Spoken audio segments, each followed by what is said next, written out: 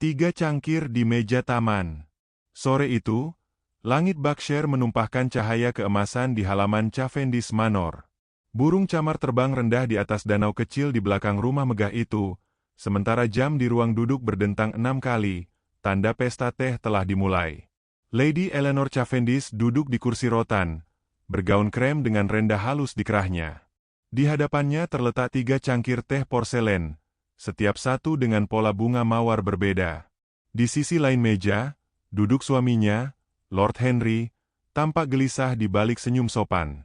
Clara, keponakan mereka, baru saja tiba dari London dan duduk di kursi ketiga, tampak menahan sesuatu di matanya, mungkin air mata, mungkin rahasia.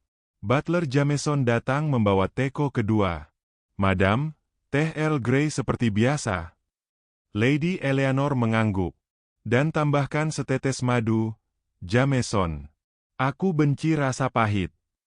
Ketika teh disajikan, percakapan berjalan biasa, tentang musim bunga, perbaikan kebun, dan gosip kecil dari desa. Tak ada tanda akan tragedi. Namun, beberapa menit kemudian, Lady Eleanor mendadak menegang, tangannya menggenggam dada. Cangkirnya jatuh, pecah di lantai batu. Dari bibirnya keluar desah terakhir, dan sunyi menelan sore itu. Malamnya, kabut turun dari lembah. Sirene polisi berdengung di kejauhan. Di ruang tamu besar dengan lampu kristal berkilau, Detektif Adrian Sterling berdiri menatap 3 cangkir teh yang kini tersusun di atas baki perak. "Menarik," ucapnya pelan sambil memutar gagang cangkir. 3 cangkir, 3 tamu, 1 racun. Tapi siapa yang menyiapkan teh? Dan siapa yang menukar posisi cangkir-cangkir ini? Inspektor Graham menjawab. Butler Jameson bersumpah ia hanya menuang teh sesuai urutan biasa. Tak ada yang ia ubah. "Urutan biasa," gumam Adrian. "Kata yang berbahaya, Inspektor. Karena kebiasaanlah yang membuat manusia lalai, dan pembunuh, terlalu percaya diri." Adrian berjalan memutari meja. Matanya menangkap hal-hal kecil, bekas sidik jari di tepi cangkir, setetes madu di alas porselen, dan posisi kursi yang sedikit bergeser. Ia tersenyum tipis. Lady Eleanor biasa duduk di kursi paling kanan. "Benar," jawab Graham. "Namun lihat, kursinya sedikit ke kiri. Seolah seseorang berpindah tempat sebelum teh disajikan." Graham menatapnya curiga. "Maksud Anda, korban mungkin meminum teh yang seharusnya untuk orang lain?" Adrian menatap cangkir itu lama. "Mungkin, Inspektor. Tapi untuk siapa teh itu sebenarnya disiapkan?" Di luar jendela, hujan mulai turun. Suara detak jam terdengar nyaring. "Setiap kasus," ujar Adrian pelan, "selalu dimulai dari hal sederhana, cangkir, sendok, atau satu langkah kecil yang salah. Mari kita cari siapa yang membuat langkah itu sore ini." Keesokan paginya, Adrian meminta semua penghuni manor berkumpul di ruang tamu. Wajah-wajah tegang memenuhi ruangan. Lord Henry yang muram, Clara yang pucat, Dr. Crowley yang tampak ingin segera pergi, dan Butler Jameson yang berdiri tegak seperti patung. "Kasus ini," kata Adrian dengan tenang, "adalah tentang kebiasaan. Tentang siapa yang minum teh dengan madu, siapa yang tidak, dan siapa yang tahu hal itu." Ia menunjuk ke baki berisi 3 cangkir. Satu berisi racun sianida, disamarkan oleh rasa manis madu. Dan hanya satu orang di ruangan ini yang tahu bahwa Lady Eleanor membenci rasa pahit. Semua saling pandang. Adrian melanjutkan, "Tapi apa yang terjadi bila seseorang lupa di mana ia biasanya duduk? Atau bila seseorang lain dengan sengaja mengubah posisinya sebelum teh disajikan?" Suasana membeku. Clara menunduk. Dr. Crowley menarik napas panjang. Adrian tersenyum tipis. Mata tajamnya menatap satu persatu. Permainan teh sore itu bukan sekadar sopan santun, tuan-tuan dan nona-nona. Itu adalah pertukaran nasib. Lonceng besar berdentang di kejauhan. Dan di tengah diam itu, Detektif Adrian menutup catatannya. "Mulai malam ini," katanya perlahan, "kita akan mencari tahu siapa yang menukar kursi di meja teh." Jejak di baki perak. Hujan turun sepanjang malam di Berkshire. Di balik tirai tebal ruang makan Cavendish Manor, Detektif Adrian Sterling berdiri menatap meja teh yang kini menjadi saksi kematian. Di atasnya, baki perak yang berkilau samar diterpa cahaya lampu gantung tampak seperti panggung kecil tempat 3 cangkir porselen memainkan tragedinya sendiri. Adrian menunduk. Sidik jari, noda madu, goresan kecil di tepian sendok, semua berbicara dalam bahasa yang hanya bisa dimengerti oleh mereka yang sabar mendengarkan. Ia memutar cangkir ketiga perlahan dengan sapu tangannya. "Perhatikan, Inspektor Graham," ujarnya lembut. Cangkir ini, yang digunakan Lady Eleanor, memiliki noda madu di dasar bagian dalam, bukan di permukaan. Graham menatap ragu. "Maksud Anda?" "Artinya madu diteteskan sebelum teh dituangkan, bukan setelahnya. Padahal Lady Eleanor selalu menambahkan madu sendiri. Ia benci orang lain menyentuh cangkirnya." Sebuah keheningan panjang menggantung. Suara jam antik berdetak pelan. "Jadi seseorang telah menyiapkan cangkirnya sebelum ia tiba di meja," gumam Adrian. 1 jam kemudian, semua penghuni manor kembali dipanggil ke ruang makan. Hujan berhenti, tapi langit kelabu menggantung rendah di luar jendela besar. Lord Henry tampak murung di kursinya, sementara Clara duduk gelisah, menggenggam sapu tangan hingga kusut. Dr. Crowe berdiri di dekat perapian, menatap api dengan mata gelap dan penuh pikiran. Butler Jameson tegak di sudut ruangan seperti patung perunggu tua. Adrian memegang baki perak itu, menempatkannya di meja depan mereka. "Saudara-saudara," katanya dengan nada tenang namun penuh wibawa, "baki ini mungkin tampak hanya sekadar perabot makan sore. Tapi sesungguhnya, ia menyimpan urutan peristiwa yang lebih jujur daripada kesaksian manusia." Ia menunjuk bekas lingkaran air di atas baki. 3 cangkir ini diletakkan begini saat teh disajikan. Tapi lihat, bekas air di sini menunjukkan 2 kali perpindahan posisi. Cangkir kiri pernah diletakkan di tengah, lalu dipindahkan kembali. Clara mendongak. "Mungkin Jameson salah menaruhnya saat menuang, bukan?" Jameson buru-buru menunduk. "Saya menuang seperti biasa, Nona." Tuan Putri duduk di kanan, Tuan Henry di tengah, Nona Clara di kiri. Adrian menatapnya tajam. "Namun, Tuan Jameson, adakah Anda sadar, sore itu Lady Eleanor duduk di kursi tengah?" Butler itu terdiam. Ruangan menjadi beku. "Bukan saya, Tuan," katanya tergagap. "Ketika saya datang membawa teko kedua, mereka sudah berpindah tempat." Lady Eleanor bilang kursi kanan terlalu terkena matahari. Adrian menatap Graham. "Ah, jadi korban yang berpindah posisi." Tanpa sadar ia duduk di tempat yang seharusnya untuk orang lain. Lord Henry menegakkan badan. "Omong kosong. Siapa yang ingin meracuninya? Semua orang di sini mencintai Eleanor." Adrian berjalan pelan ke arah Lord Henry, menatap wajahnya yang penuh amarah. "Mungkin.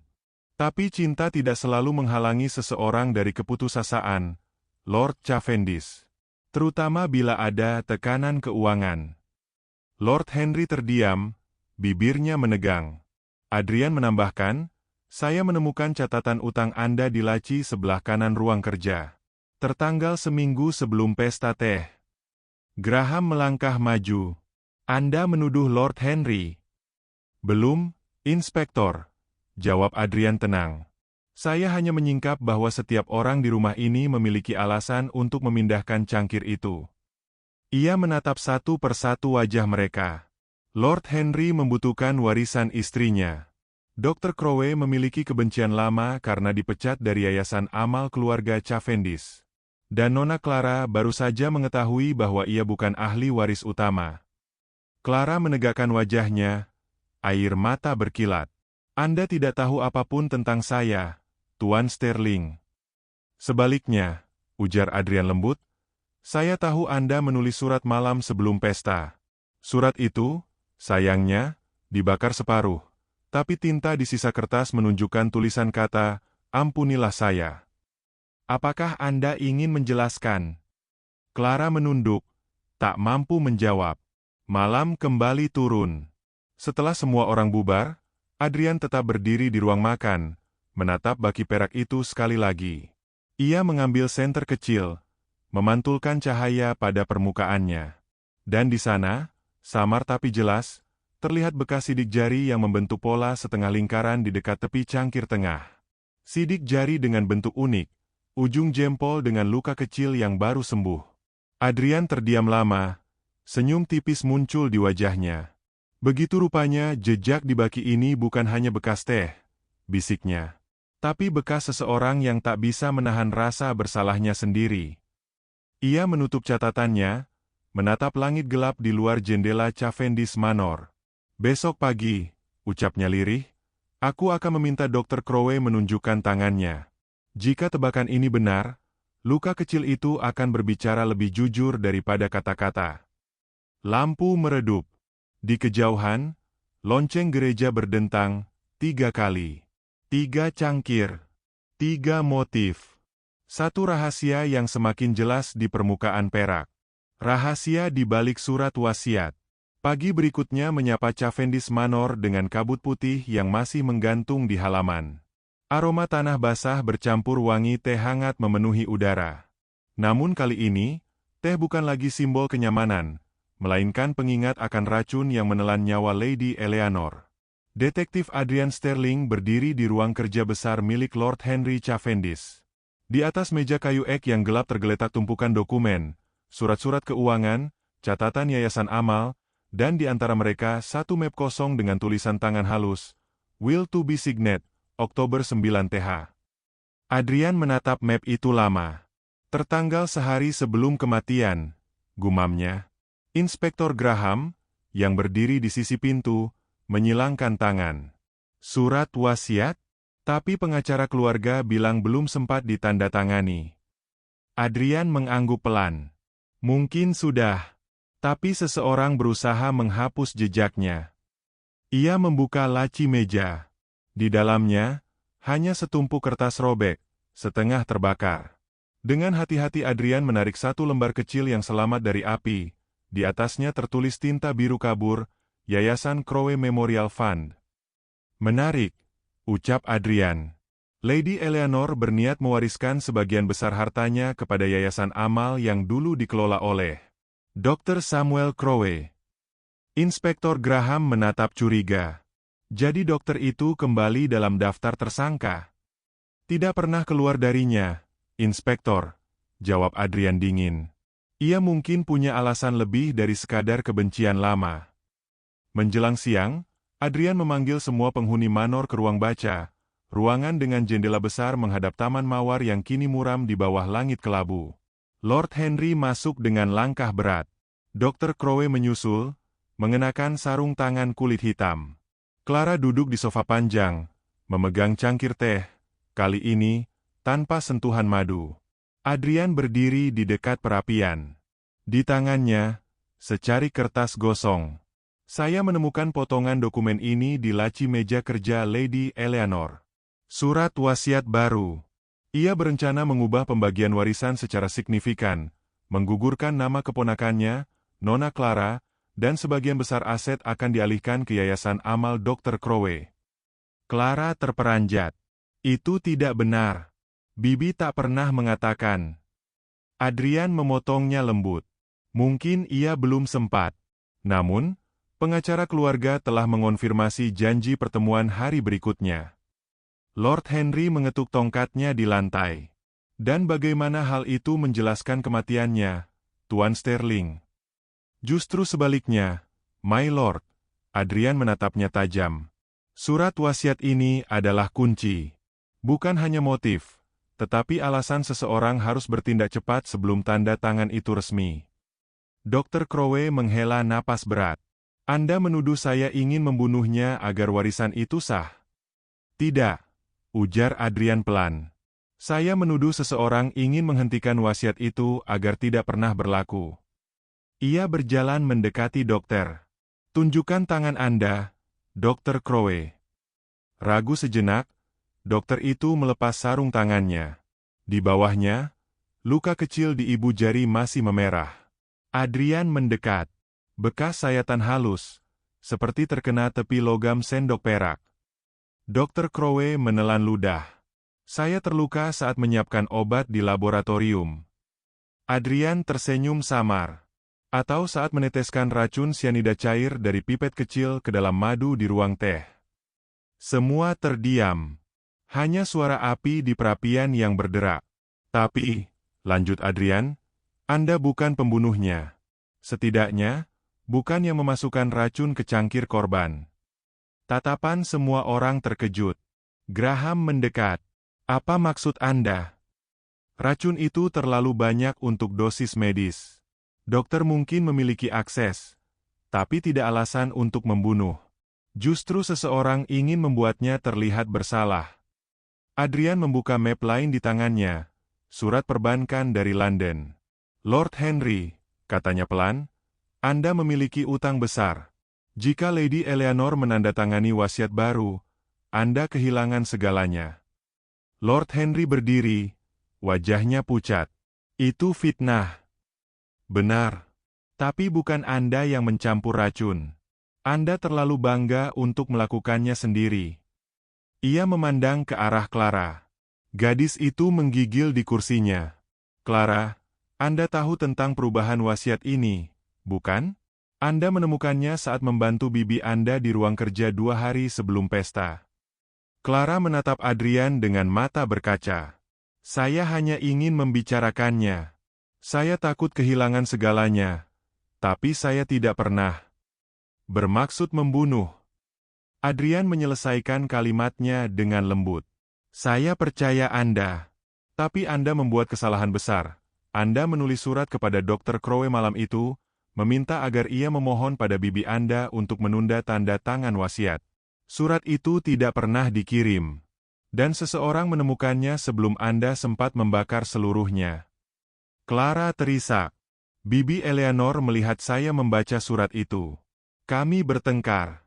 Dia menampar saya. Dan keesokan harinya, lanjut Adrian, ia mati karena racun dalam madu, sesuatu yang hanya ditambahkan setelah pertengkaran itu. Graham menatap Adrian. Jadi siapa pelakunya? Sterling. Adrian berjalan pelan ke arah jendela, memandangi taman mawar yang tertutup embun. Seseorang yang tahu kebiasaan korban dengan sangat baik. Seseorang yang selalu berada di sisinya, namun dianggap terlalu rendah untuk diperhatikan. Ia menatap ke arah butler Jameson, yang berdiri diam di pintu. Karena hanya satu orang yang selalu menuangkan madu untuk Lady Eleanor, dan tahu bahwa hari itu, ia memindahkan kursinya ke tengah.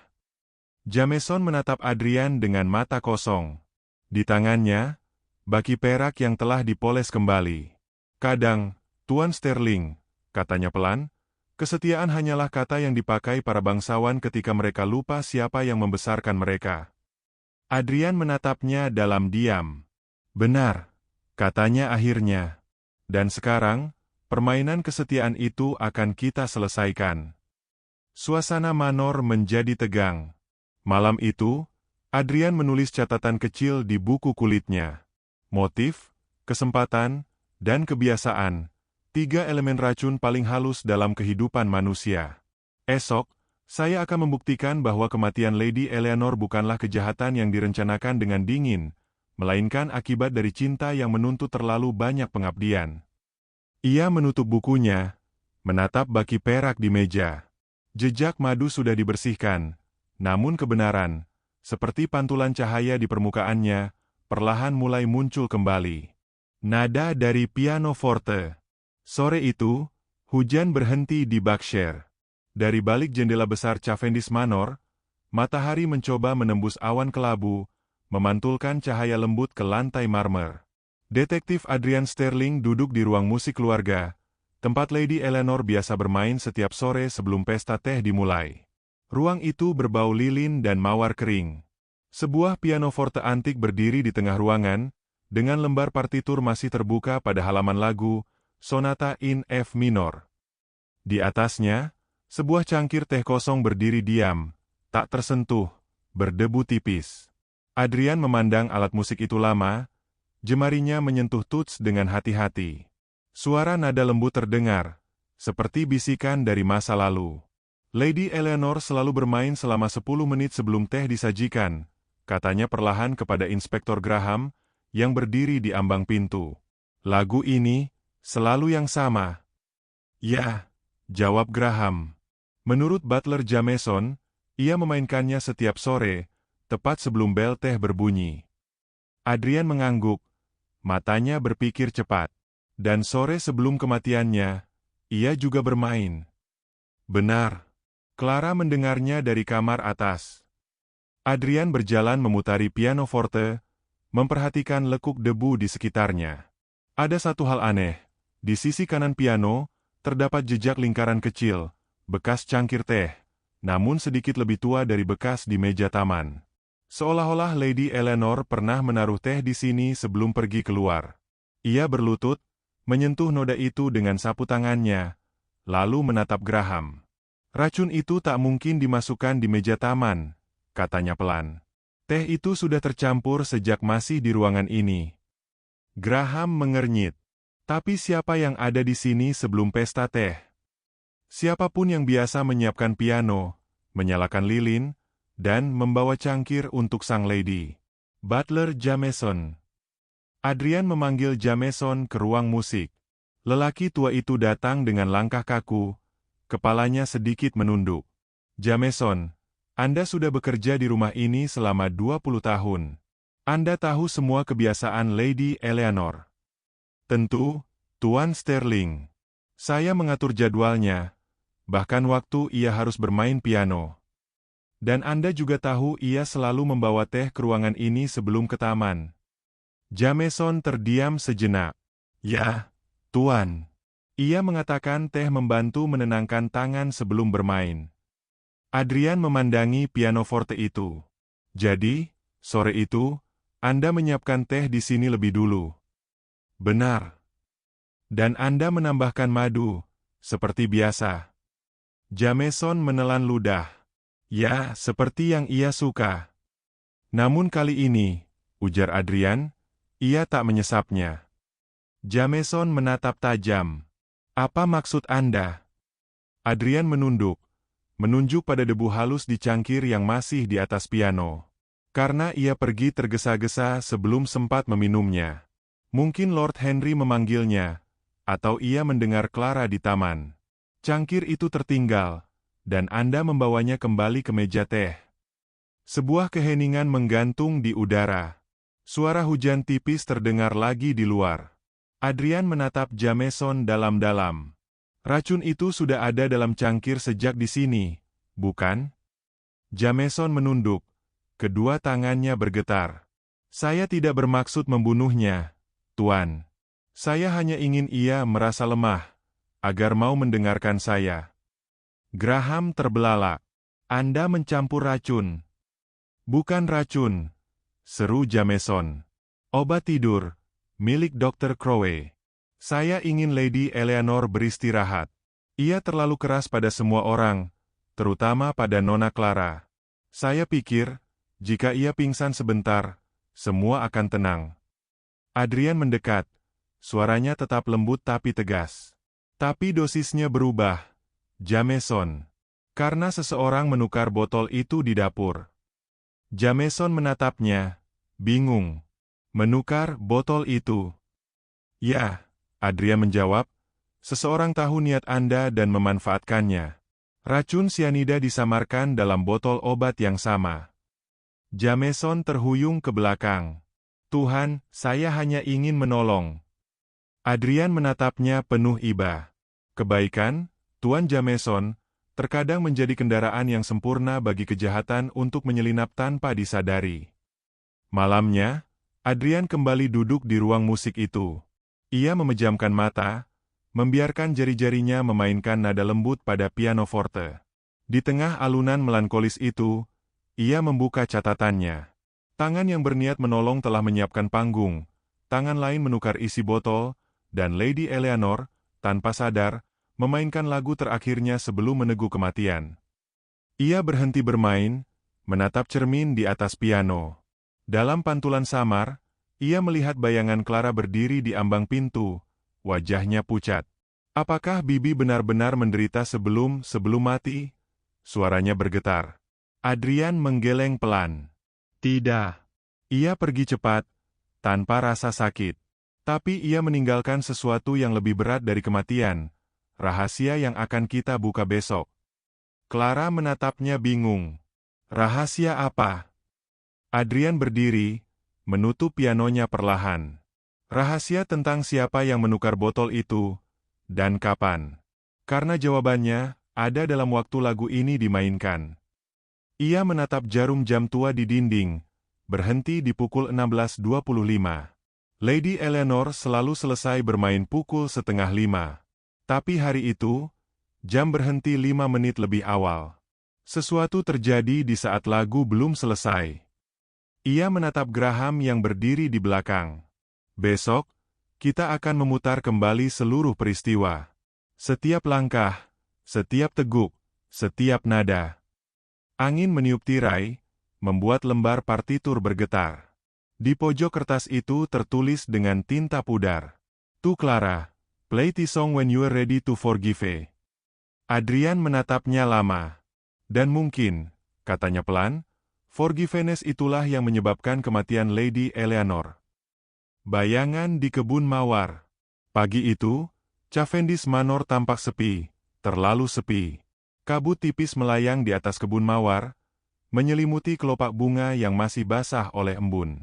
Detektif Adrian Sterling berjalan perlahan di antara jalur batu taman itu, tongkat hitam di tangannya mengetuk pelan tanah lembab. Di udara, tercium samar wangi tanah bercampur besi, aroma logam halus yang tidak seharusnya ada di taman. Menarik. Gumamnya. Bahkan mawar pun tak bisa menyembunyikan bau kejahatan. Di belakangnya, Inspektor Graham menyusul dengan wajah bingung. Apa yang Anda cari di sini, Sterling? Kita sudah periksa kebun ini 2 kali. Adrian menunduk, memerhatikan sesuatu di dekat semak mawar putih, kelopak bunga yang terinjak, dan di bawahnya, bekas tapak sepatu wanita, kecil, tapi jelas berbeda dari ukuran kaki Lady Eleanor. Setiap langkah, ujar Adrian pelan, meninggalkan jejak. Bahkan langkah yang diambil dengan niat tersembunyi. Ia menelusuri jejak itu menuju arah dapur belakang manor. Tepat di dekat pintu dapur, Adrian berhenti. Ada sesuatu yang tertinggal di sana, sehelai pita hitam, terjepit di celah batu. Ia memungutnya perlahan, menatapnya di bawah cahaya matahari. Graham mendekat. Itu milik siapa? Pita dari gaun sore Nona Clara, jawab Adrian dengan nada datar. Dan noda di ujungnya, bukan lumpur, tapi bekas cairan kimia. Beberapa jam kemudian, mereka berkumpul di ruang makan. Adrian menyiapkan rekonstruksi penuh peristiwa sore kematian Lady Eleanor. Di atas meja, 3 cangkir porselen yang sudah dibersihkan kembali diletakkan di atas baki perak, dengan posisi sama seperti sore itu. Para penghuni manor berdiri tegang di sekelilingnya. Adrian menatap mereka satu persatu, Lord Henry, Dr. Crowe, Clara, dan Jameson. Mulai, ujarnya tenang, kita ulangi setiap detik sore itu. Ia menunjuk ke jam antik di dinding. Pukul 16.15, Lady Eleanor memulai lagu sonata in F minor. 5 menit kemudian, jam itu berhenti di pukul 16.25. Ia meninggalkan ruang musik, menuju taman. Tapi sebelum keluar, seseorang masuk ke dapur, mengganti botol madu dengan yang berisi racun sianida. Lord Henry mengangkat alis. Dan siapa yang Anda kira melakukan itu? Adrian berjalan perlahan ke arah jendela, menatap kebun mawar di luar.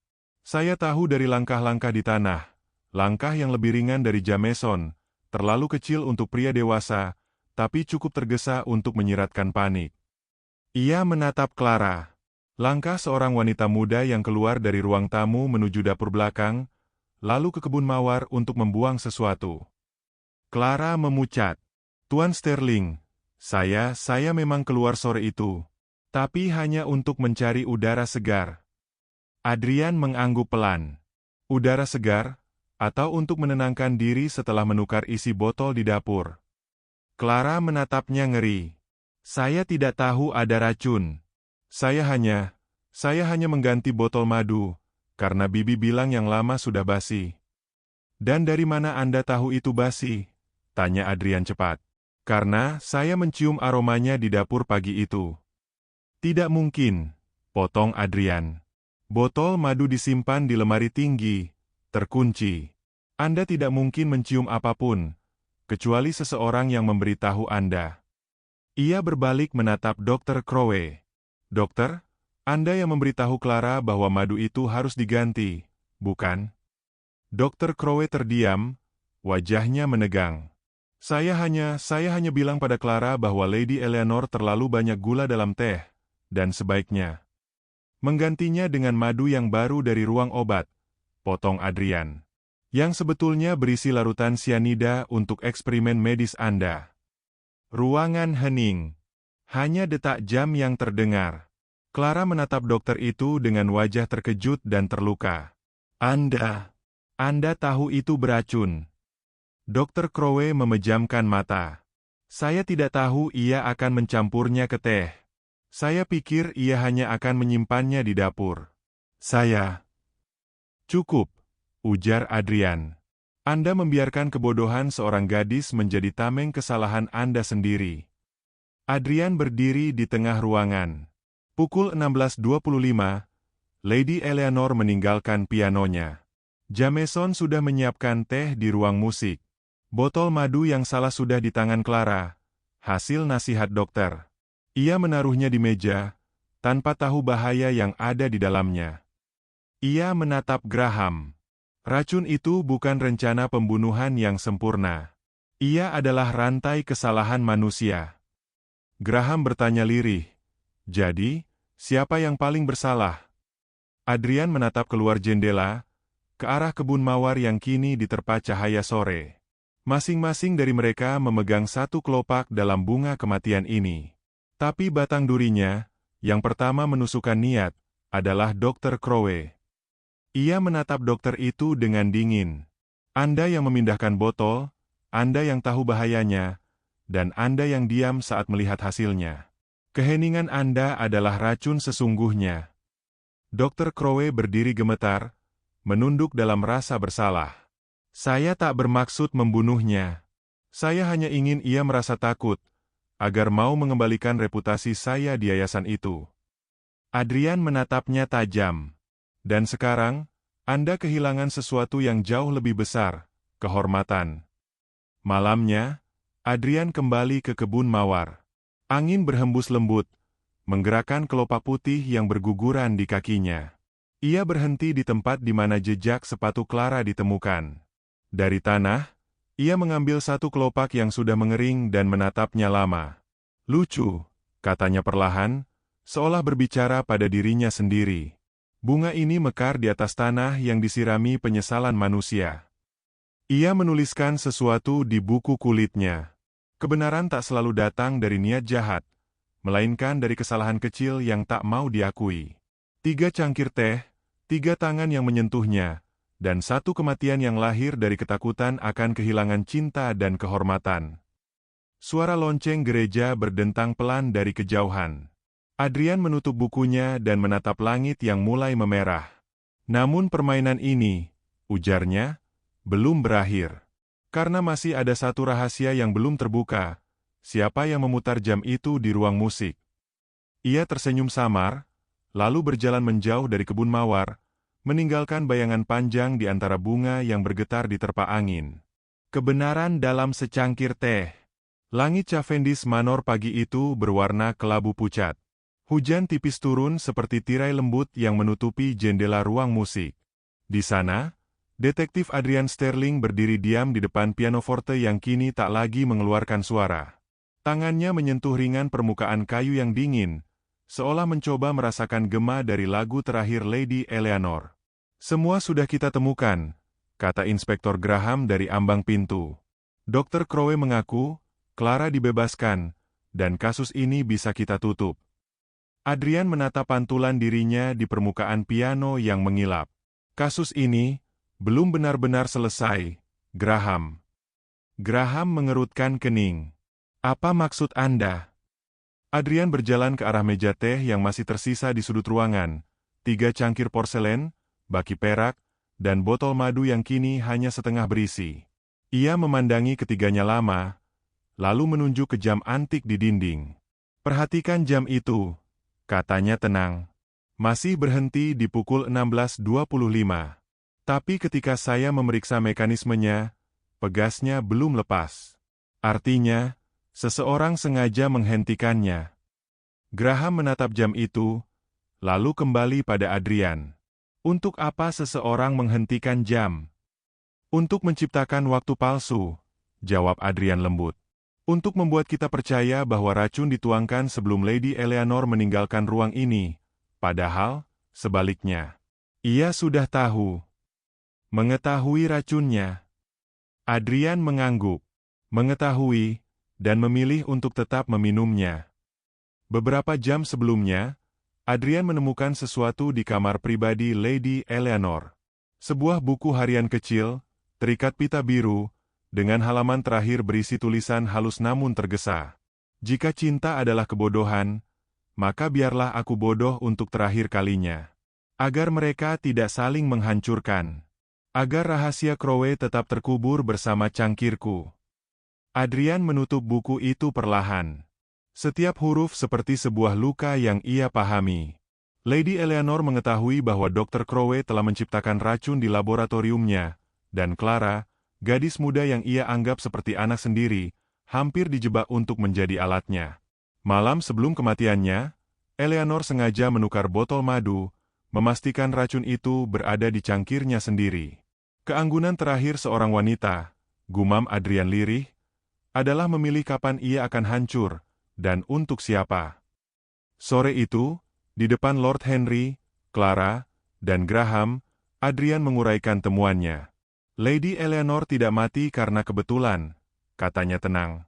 "Ia mengatur seluruh sore itu." Lord Henry menatapnya ngeri. "Anda menuduh istri saya sengaja meracuni dirinya sendiri." "Tidak menuduh, Tuan. Saya menyimpulkan." Adrian menunjuk ke jam yang berhenti di pukul 16.25. Ia menghentikan jam itu sesaat sebelum meminum teh.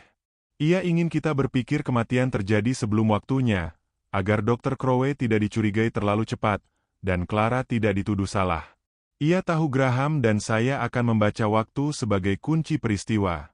Ia menulisnya dalam keheningan jam. Clara terisak. "Tapi kenapa? Kenapa ia harus menanggungnya sendirian?" Adrian menatapnya penuh iba. "Karena ia tahu. Jika rahasia Crowe terbuka, jika semua tahu racun itu berasal dari laboratorium rumah sakit keluarga Cavendish, maka nama kalian akan hancur, yayasan amalnya kehilangan kepercayaan, dan keluarga ini jatuh bersama kehormatan yang ia jaga seumur hidup." Ia menatap cangkir di atas baki perak itu. Ia memilih minumannya sendiri. Dan dalam setiap tegukan, ia meneguk penebusan. Hening panjang memenuhi ruangan. Graham menatap Adrian, suaranya berat. "Jadi, kematian ini bukan pembunuhan?" "Tidak," jawab Adrian. "Ini pengakuan dalam bentuk paling sunyi, pengorbanan." Lord Henry menunduk, kedua tangannya bergetar. "Aku selalu berpikir dia hanya wanita dingin yang tak bisa mencintai siapapun." Adrian menatapnya lembut. "Mungkin, Tuan. Tapi cinta sejati tidak selalu ditunjukkan dengan kata-kata. Kadang, cinta memilih diam, bahkan saat racun menyentuh bibirnya." Ia berjalan mendekati jendela. Hujan berhenti. Matahari senja menembus awan, memantulkan cahaya ke arah pianoforte, membuatnya berkilau bagai emas. Adrian memejamkan mata sejenak, seolah mendengar kembali melodi sonata in F minor yang tak pernah selesai. "Lihatlah, Graham," katanya pelan. Ia meninggalkan 3 cangkir teh, tapi hanya satu yang berisi kebenaran. Dan kini, kebenaran itu bukan tentang siapa yang membunuh, tapi mengapa seseorang rela mati demi menjaga mereka yang bersalah. Graham menghela napas. "Kita seharusnya tak memenjarakan siapapun, ya?" Adrian menatapnya dalam. "Tidak. Tapi ada jenis hukuman yang tak bisa dihindari, rasa bersalah. Dr. Crowe akan hidup dengan itu. Clara akan hidup dengan kenangan. Dan Anda, Graham, akan belajar bahwa keadilan tidak selalu berarti hukuman.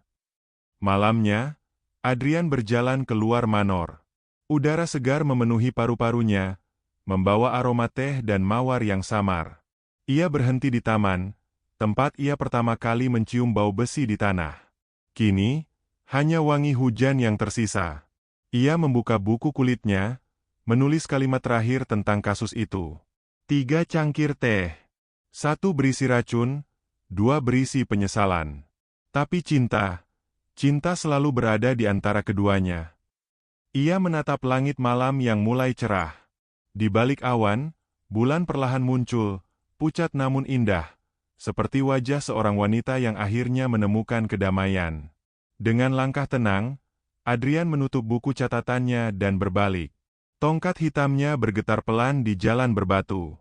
Di baliknya, kebun mawar Cavendish tetap berdiri diam, saksi dari cinta yang memilih diam, dan kebenaran yang disajikan dalam secangkir teh. Simfoni terakhir di Cavendish Manor. 2 minggu telah berlalu sejak kabut terakhir meninggalkan Cavendish Manor.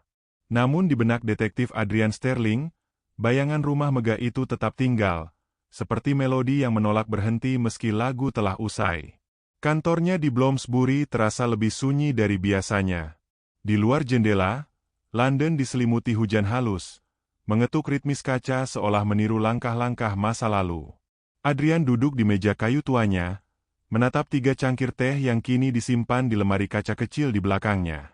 Di bawah salah satunya tertera label kecil bertuliskan, Cavendish Manor, pukul 16.25. Ia menatapnya lama. Waktu yang berhenti, gumamnya, kadang lebih jujur daripada waktu yang terus berjalan. Ketukan pelan di pintu memecah keheningan. Seorang tukang pos berdiri di ambang, membawa amplop putih bersegel lilin. Surat untuk Anda, Tuan Sterling. Tak ada nama pengirim, hanya cap dari Somerset. Adrian menerima surat itu dengan hati-hati. Saat ia membuka segelnya, aroma samar lavender memenuhi ruangan, aroma yang sama seperti bunga di kamar Lady Eleanor. Di dalamnya, selembar kertas berisi tulisan halus tangan wanita. Untuk Tuan Sterling. Agar Anda tahu bahwa kebenaran telah saya percayakan pada waktu. Lagu yang belum selesai kini lengkap. Di balik surat itu, ada selembar partitur musik. Judulnya, Sonata in F minor the Last Movement. Adrian memandangi not-not yang mengalun di atas kertas, seolah mendengar nada yang tidak berasal dari dunia ini. Perlahan ia berdiri, berjalan ke arah pianoforte kecil di pojok ruang kerjanya, dan mulai memainkan lagu itu. Nada pertama lembut, nyaris berbisik. Nada kedua, penuh kerinduan. Dan di akhir, nada terakhir mengalun panjang, seperti napas yang dilepaskan oleh seseorang yang akhirnya menemukan kedamaian. Graham, yang datang diam-diam ke ruangannya, berdiri di ambang pintu. Itu lagu Lady Eleanor. Adrian berhenti bermain. Bukan. Itu lagu setelah Lady Eleanor. Lagu yang seharusnya ia mainkan bila masih hidup. Ia menatap jari-jarinya di atas tuts. Tapi sekarang, saya rasa ia sudah memainkannya di tempat lain. Beberapa hari kemudian, Adrian melakukan perjalanan singkat ke Somerset. Ia berjalan menyusuri jalan setapak menuju kebun mawar Cavendish yang kini telah dirawat kembali. Di bawah lengkungan mawar putih, berdiri nisan marmer sederhana bertuliskan, Lady Eleanor Cavendish, 1879-1934. Dalam diam, ia menjaga yang hidup. Adrian berdiri di sana lama, menatap bunga yang mekar lembut di bawah matahari musim semi. Kadang, katanya perlahan, keadilan tidak datang dengan suara keras, tapi dengan satu keputusan sunyi yang menahan dunia dari runtuh. Ia meletakkan 1 kelopak mawar di atas batu nisan, lalu mengeluarkan buku kulit catatannya. Dengan pena hitam, ia menulis, Kasus Cavendish mengajarkan sesuatu yang tak pernah saya pelajari dari ruang sidang manapun, bahwa kebenaran bukanlah tentang siapa yang bersalah, tapi siapa yang berani memaafkan. Angin sore berhembus pelan, menggoyang ujung jasnya. Adrian menatap langit, di mana matahari mulai merunduk di balik pepohonan. Dalam cahaya jingga itu, ia seolah melihat siluet Lady Eleanor berjalan di antara kebun mawar, tenang, tersenyum, dan memandangnya sebentar sebelum lenyap di balik cahaya senja. Suara pianoforte menggema samar di kejauhan, entah dari ingatan, entah dari angin. Nada-nadanya bukan lagi duka, melainkan perpisahan yang lembut. Adrian menutup bukunya dan berbalik menuju gerbang manor. Tongkat hitamnya menyentuh batu jalan dengan ritme pelan, seperti ketukan jam yang kembali berdetak. "Selamat tinggal, Lady Eleanor," katanya pelan. "Semoga lagu Anda didengar di tempat di mana waktu tak lagi berhenti." Malam turun perlahan. Dari kejauhan, lampu-lampu manor mulai menyala, lembut, berwarna keemasan. Adrian menaiki mobil hitamnya, dan sebelum pergi, ia menatap sekali lagi ke arah rumah besar itu. Dalam pantulan kaca jendela mobil, ia melihat kebun mawar berkilau di bawah sinar bulan. Di sisi kursinya, tergeletak lembar partitur yang dikirim Eleanor. Angin malam menggerakkannya sedikit, dan mata Adrian membaca satu kalimat kecil di pojok bawah, yang nyaris tersembunyi di bawah tanda musik. "Untukmu, sang pencari kebenaran." Karena ada misteri yang sebaiknya tetap menjadi melodi. Adrian tersenyum samar. Mobil itu melaju pelan meninggalkan Cavendish Manor, menembus kabut yang turun kembali. Dan di kejauhan, di antara gemericik hujan malam, samar-samar terdengar 3 bunyi lembut. Bunyi sendok menyentuh cangkir teh. Seolah dunia sedang mengulang momen yang tak ingin dilupakan.